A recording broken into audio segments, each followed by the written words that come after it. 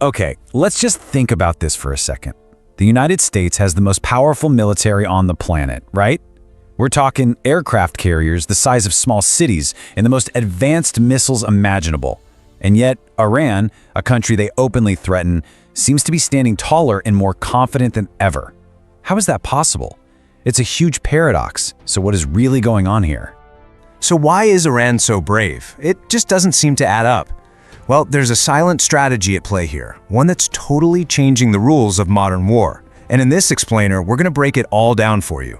If you're into understanding these complex geopolitical games, seriously, hit that subscribe button now, because you're not going to want to miss how this story unfolds.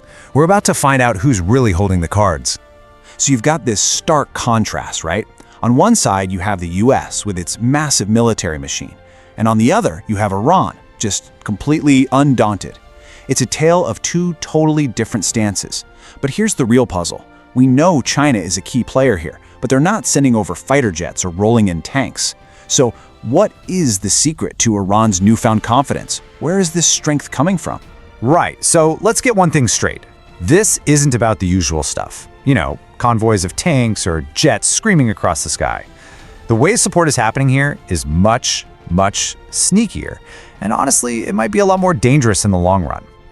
So let's talk about China's silent weapons. If they're not sending fully built weapons, what are they sending? Well, think of it less like a finished product and more like the ingredients. They're called dual-use components. It's a clever term for stuff that can be used for normal, peaceful things, but can also be used for military purposes. We're talking about things like chemicals that could go into fertilizer or rocket fuel, industrial engine parts that could power a factory or a missile. It's all this seemingly innocent tech that can be flipped to build up Iran's military from the ground up, right inside their own borders. And this is how it works. It's a pretty simple but brilliant three-step play. Step 1, Iran gets the raw materials. Step 2, they use this dual-use tech from China to process them. And Step 3, they build their own independent military power. You know that old saying, give a man a fish, he eats for a day, teach a man to fish, he eats for a lifetime? Well, this is the geopolitical, high-stakes version of that, and it's incredibly effective. And here's why this is such a game changer. This whole strategy makes Iran ridiculously hard to control with just economic sanctions. Think about it. If you're building your own weapons, your own drones, your own missiles, you're not as dependent on the outside world. You can't just be cut off. That is what has Western powers so worried. It's not about a few tanks showing up. It's about Iran becoming self-sufficient in its military ambitions. Okay, so this whole thing goes way beyond just military hardware. It's all part of a much bigger geopolitical chess game. And China's strategy here isn't about a head-on fight. Nope. It's all about strategy over brute force. China almost never picks a loud public fight. That's not their style. Instead, they play it quiet. They're masters of moving pieces on the board, using their diplomatic and economic weight to control the game from the shadows. They're shaping the outcome before the first punch is even thrown.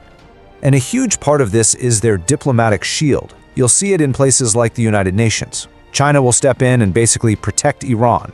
They're constantly pushing back against any talk of military action, always insisting on diplomatic solutions. What this does is it paints the US into a corner. If America acts, they look like the bad guy, the aggressor. So what you have is this massive clash of styles. The US style, it's often loud, very public, and pretty reactive. China's style, silent, strategic, patient. And that slow, quiet control is exactly what gives Iran the breathing room it needs to operate.